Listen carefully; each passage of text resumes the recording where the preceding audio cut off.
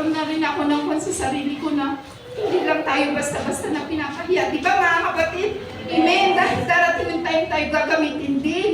At nakikita nila yung gawa natin. But then, hindi talaga temporary lang yung mga trabaho pa lang yan, mga kapatid. Bigla nag-stop ng company kasi ganito, mahina. Tapos, hindi namin kaya yung production na 3,000 a day. 3,000 packs na tinapay. Lagi nag-complain yung boss namin, yung may-ari. Hindi yun, no choice. Wala akong work ngayon. And then yung mga bago, sila yung nagkwento sa akin na ate, punta ka sa ganitong agency, mag-apply ka. Sila yung nagbibigay ng mga workers sa Jollibee, sa Inasal. At kasama ko si Brother Jay, submit kami ng application. Alam niyo, nung morning sinabmit ko yung application ko.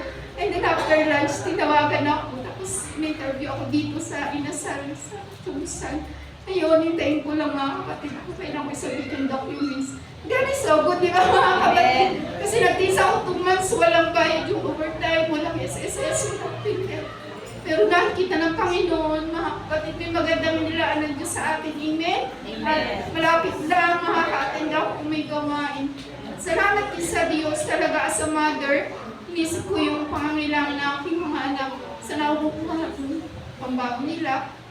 But God will provide. Amen. Tapos si David, almost 6 months, simula June, nasa Pangasinan siya. Tapos nag-decide na rin yung hipa ko, sige, balik na siya. Kaya masaya mga kapatid, dito na ulit si David, na lagi niyang hiniling, Mama, babalik na ako dyan, babalik na ako. Kaya salamat sa Panginoon na magkakasama na ulit yung mga anak ko. Amen. Sa Diyos ang papuri na sila rin ay maglilingkod sa Panginoon. Thank you, Jesus.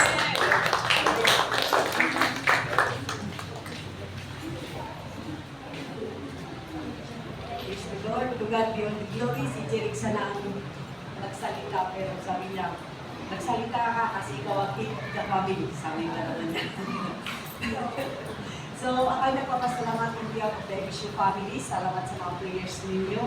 Yung mga pupunta doon, kahit ulan, nag-sacrifice pa rin, kahit gabi na wala yung sasakyan, ay andyan pa rin tayo nagkikamay sa amin doon sa lapas. At alam ko na hindi namin kayang bayaran yun, pero ang Panginoon ang magbabayad sa inyo, God will return more than na hindi mabayaran ng pera. At tunay na God answered our prayer, yung mga gastos doon, more than pa, may sobra pa. So our God is a prayer answering God na alam niya ang mga provision niya sa ating hindi tayo pabayaan. So yun, na hindi na tayo magpapanik, basta may Panginoon at mag-pray ay andyan ang tumutugon na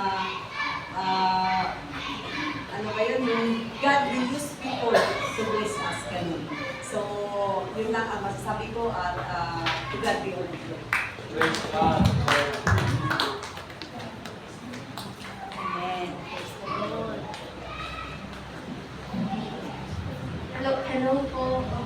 Hello. I want to express my heartfelt gratitude and the unwavering goodness of our God po kasi even in our darkest time po is nandun po siya na nag-a-assure sa atin na, child, nandito lang ako, huwag kang mawala ng pag-asa. And then, one of the many ways na pinakita niya din sa amin yun is,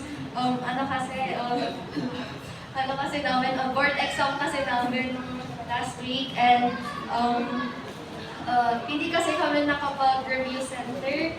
And parang nag-self-review lang kami, pero thank God kasi during ng exam, may mga nasasagot kami kahit na kahit na din po kami nakapag-review center, hindi updated yung mga reviewers po namin.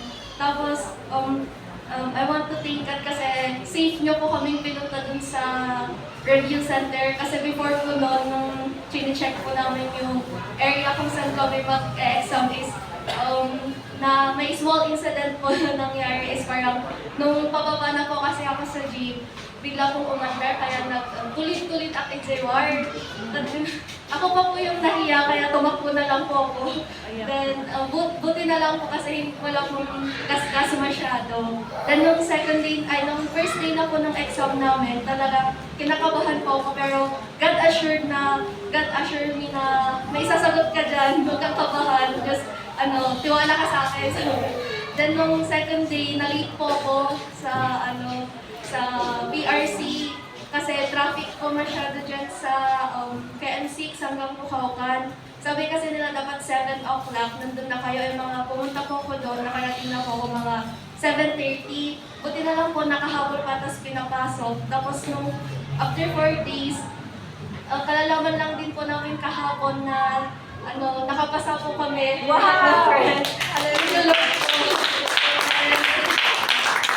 And yung pinag-pray ko, sana Lord kahit 75, basta meron yung pangalan ko, kahit 75 na yan, tatanggapin ko. Pero nung tinignan ko po yung ratings, mas madami pa po yung binigay niya na score. Mas, at talagang, sabihin na lang natin medyo competitive siya sa mga discarded ng iba. Kaya, thank you din po sa mga nag-include po sa akin sa prayer, sa mga kasama ko po. Thank you so much po, and I give back all the glory to God.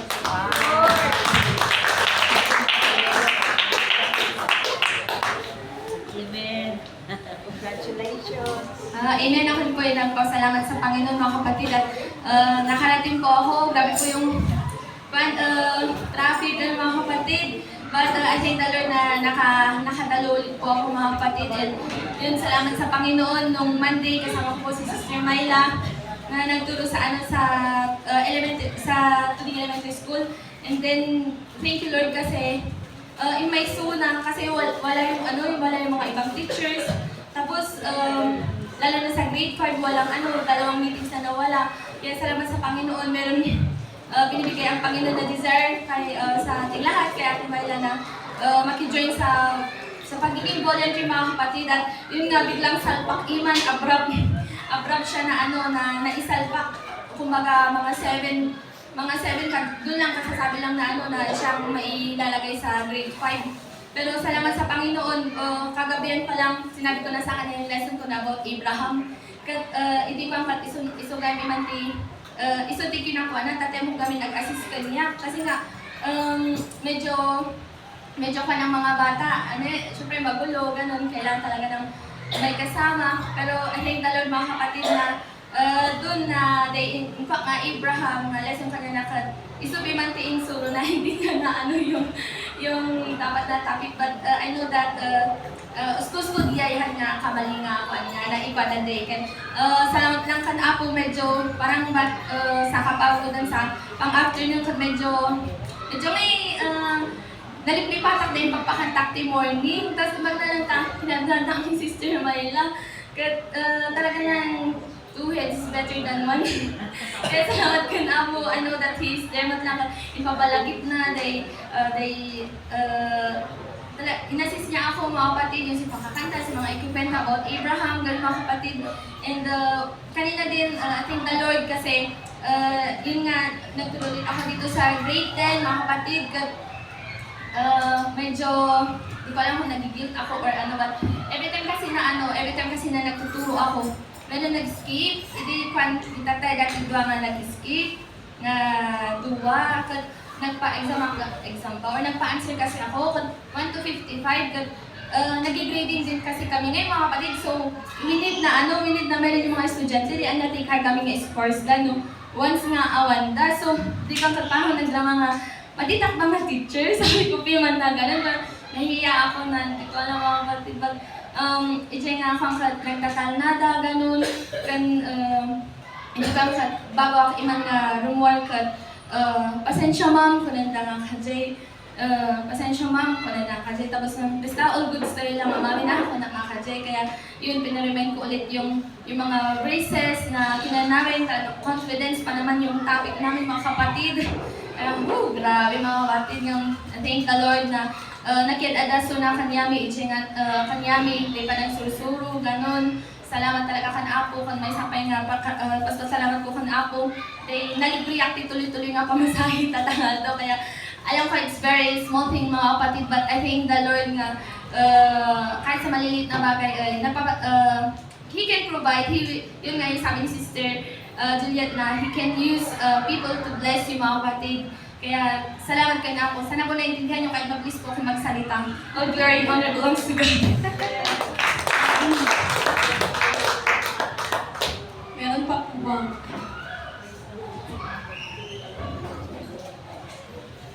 Praise the Lord at ngayon na ulit ako nakatayo mga kapatid.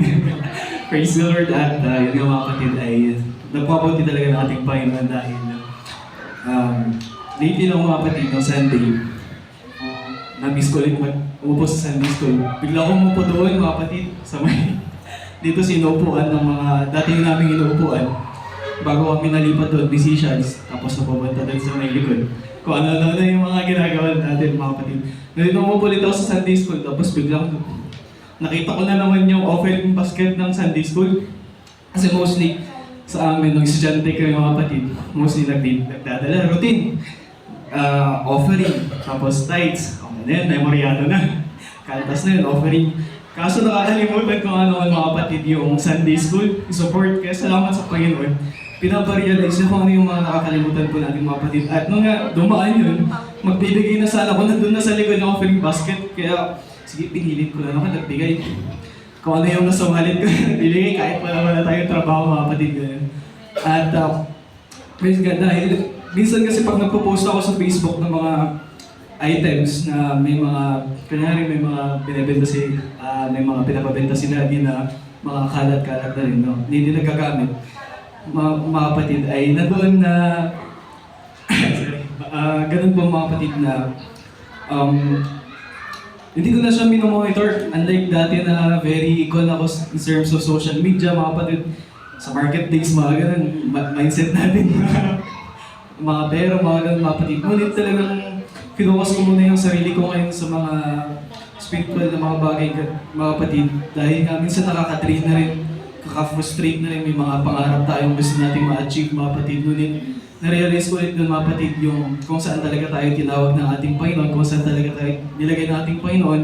At nandun muli mga kapatid na na-remind tayo mga kapatid sa mga bagay-bagay na hindi talaga dapat natin makakalimutan. So ayun mga kapatid, hindi ko in-expect pagdating ng Monday mga kapatid, sumusunod ng mga araw, ba't biglang may nag-chat sa akin? Kusa-kusa na lang, sir, available ba itong mga item mo, sir?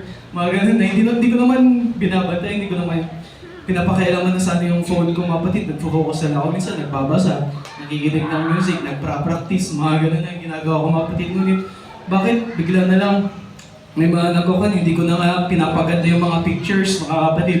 Parang mukhang appealing mga kapatid. Ngunit, bakit ganun mga kapatid na parang nandun na ulit yung favor na ating Panginoon? So, doon ko lang na, dahil nung Sunday na yun mga kapatid, nakaramdam ulit ako ng pag-ibig talaga na forgiving mga kapatid. At nandoon na, sabi ko, Lord, may nakakaalala pa ba ulit dito sa Sunday School offering mga to? Mga nakakalimutan, mostly kasi nakafocus tayo sa offering tithes, pansarili lamang natin. Ngunit nakalimutan na natin magbigay ulit. So doon ko na-realize na the key talaga to blessing, prosperity mga kapatid is through giving. Na kahit kung ano man yung meron ka, dalhin mo na lang bigay mo. Ganun din sa pagpapagamit sa ating Panginoon. Minsan sabi natin, kundi lang yung knowledge natin. Ngunit pag binigay mo mga kapatid, nandoon na it's between you and God mga kapatid. Pagpapalain ka talaga kahit hindi ka magsalita mga kapatid. So, nandun ulit pinapalakas tayo ng ating Panginoon mga kapatid at pinagpapala. Dahil nga, nahirap naman mga kapatid kung panay tayo panalangin ulit. Kulang sa pera mga kapatid. Dito rin. Balance mga kapatid. So, nandun mga kapatid na financial, spiritual mga kapatid at kalusugan po mga kapatid ay pinagkakalob ng ating Panginoon na kapag minahal po talaga natin ang ating Panginoon. So, sa dakilang Diyos, kanya po natin po yung pagsama.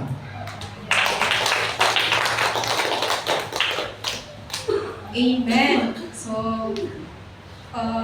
may konti lang din po kong iti-testify mga kapatid dahil victory report mga kapatid, nakatalo po ako sa conference sa Calvary. Amen mga nanay? Amen. Napakabuti po natin Panginoon at dumalo po ako na wala po akong bitbit na anak. Maraming salamat po sa aking butihin.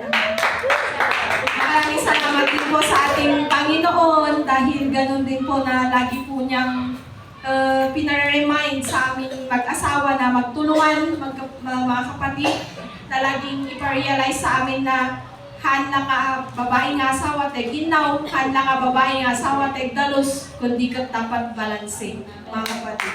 Dapat gawin din ng lalaki kung ano yung ginagawa ng babae at kung kaya din ng babae, tulungan din po ang ating asawa. Amen po ba mga fathers? Amen. Napakabuti po natin Panginoon. At sa hapon po na ito, tawagin ko na po ang ating special song, God Bless Sister Julie.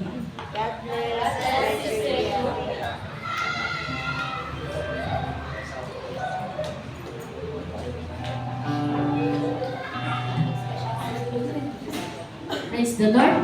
Palakpakan tayo pa yung ako sa pagsasalita. Amen. Salamat na nanta titi privilege niya kanta para kung niya po kuna na ijay Psalm 23 verse 1 niya. Sino timang ikaw? Ay siya talagwan. Amen. Praise God. Kuna na nga God is always with us. Urayan niya ti circumstances, iti panagbiag tayo, He is there for us. Amen, mga kapatid. Kuna ni sister nga, even in our dark valleys, God is there for us. Amen. So, God is enough for us, mga kapatid. Ano pa ba ang kailangan natin? He is all we need, mga kapatid. So, mabalin tayo nga makikanta kanya kung amo tayo na ito nga kanta. Praise God. My God is all I need. Praise God.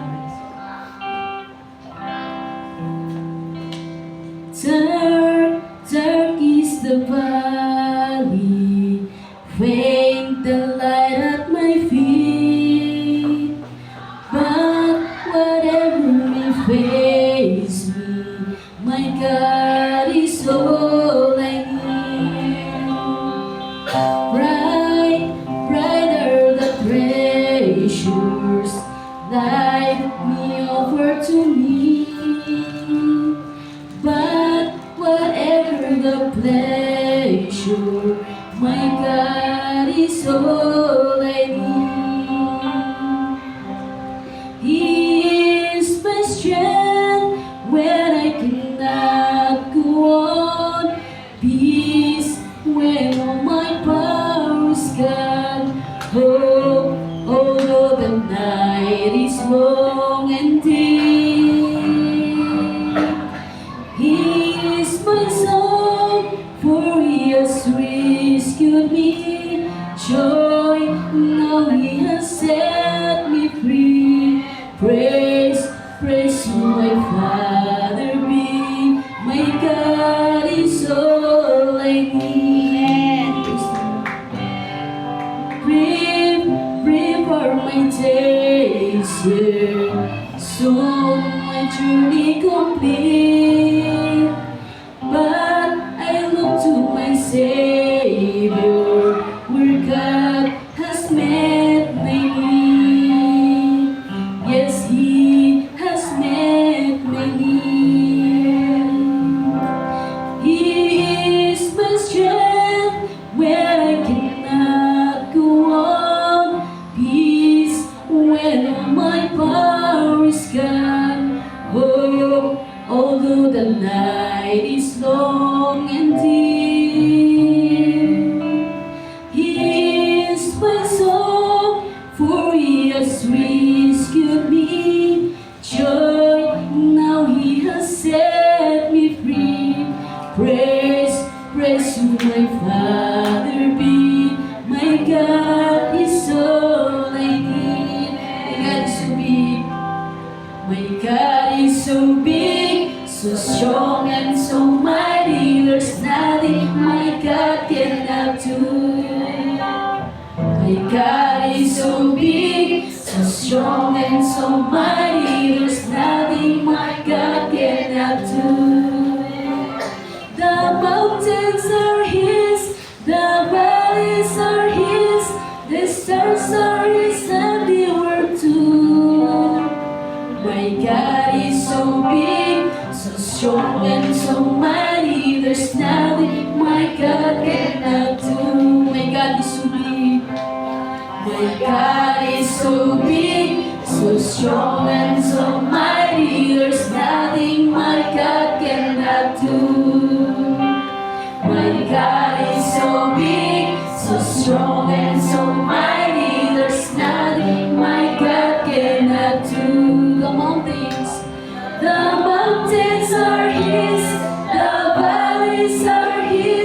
The stars are His handiwork too.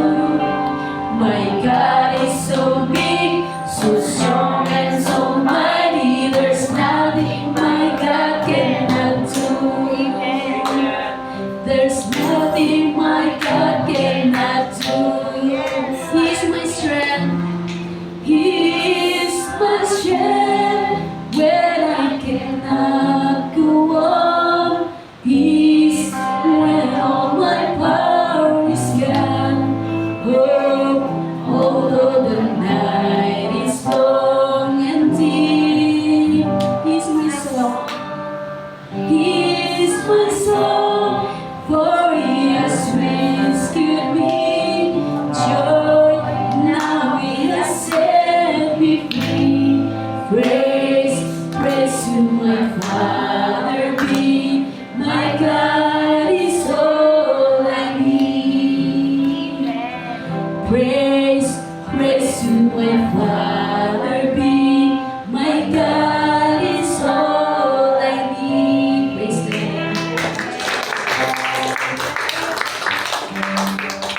Amen. There's nothing my God cannot do. Amen, mga kapatid. Napakabuti po natin, Panginoon. Ano man po ang ating mga pagsubok, mga kapatid. Magkakaiba po tayo ng mga pagsubok sa mga oras na ito, mga kapatid. Pero napakabuti pa rin ng ating Panginoon. Dahil nariyan siya, mga kapatid. Tayo ay kanyang pinapaalalahanan sa pamamagitan ng mga awitin. There's nothing my God cannot do, mga kapatid. Tayo na po'y makakatayo, mga kapatid. Natin na pong ihanda ang ating mga puso, ang ating isipan, mga kapatid, at ating mga notebooks, ang ating mga papel, mga kapatid, upang ating mai-take down ang salita ng ating Panginoon. At habang naghahanda ang magtuturo ng salita natin, Panginoon, natin pong awitin ang nagsasabing, Lord, prepare me to be a sanctuary.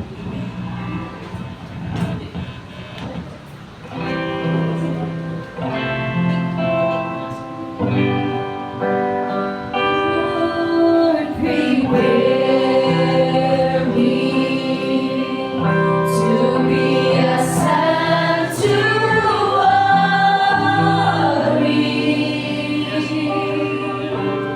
pure and holy, tried and true, and with thanksgiving, I'll be a living sanctuary.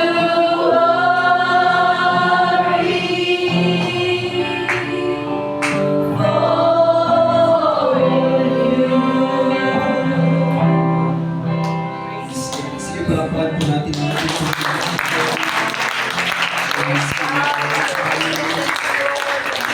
Sige mga kapatid, hallelujah. Yes, Lord, we praise you. Lord, hallelujah. Hallelujah, so good, so good. Hallelujah sa aming buhay, Panginoon.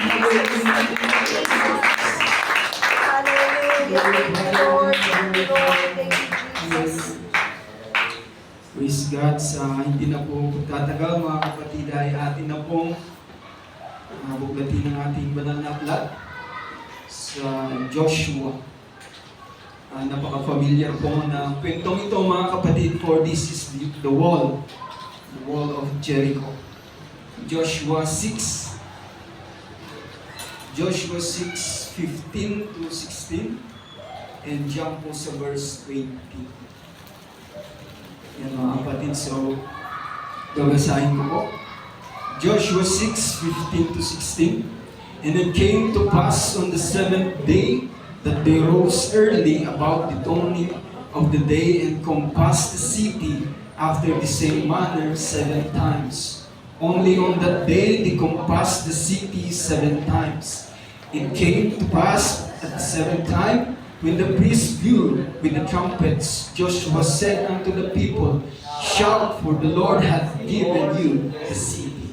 Verse 20, so the people shouted when the priests blew with the trumpets. And it came to pass, when the people heard the sound of the trumpet, and the people shouted with a great shout, and the wall fell down flat, so that the people went up into the city, every man straight before him, and they took the city. Akin po hiniling si Auntie Jane po for prayer. Hallelujah. Our Heavenly Father, Lord, we praise you, we magnify you, Lord. Maraming salamat po, Panginoong Diyos, O God, sa iyong mga pakapangyarihang salita na nabasa na po, Panginoon. Alam po namin, Panginoong Diyos, O God, na sa pamamagitan ng iyong mensahe ay meron na naman po kaming matututunan, ma-bless po ang aming kaluluwa, Panginoon. Ma-strengthen po ang bawat isa sa amin at anuman ang pangailangan namin ay matagpuan po, Panginoon. It will be made, Lord, sa pamamagitan ng iyong mga salita. And we pray also, Lord God, sa iyong gagamitin, Lord, kay Brother Joselito, Lord, your anointing be upon him. Give him the liberty, the courage, and the boldness to be able to preach whatever message that you have placed in our heart.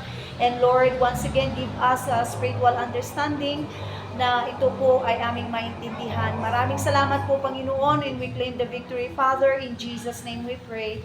Amen. Praise God, palakpan po muli natin ang ating Panginoon. Hallelujah. Hallelujah. Praise God, and you can be seated.